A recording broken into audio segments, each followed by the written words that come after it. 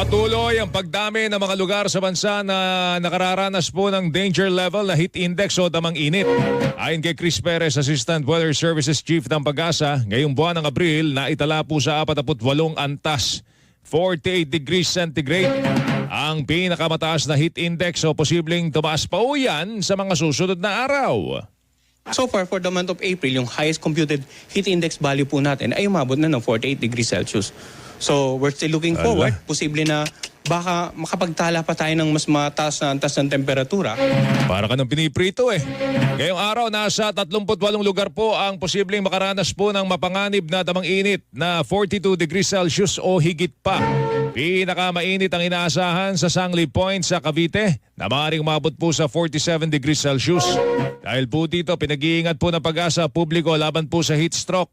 Kapag danger level na po tayo, talagang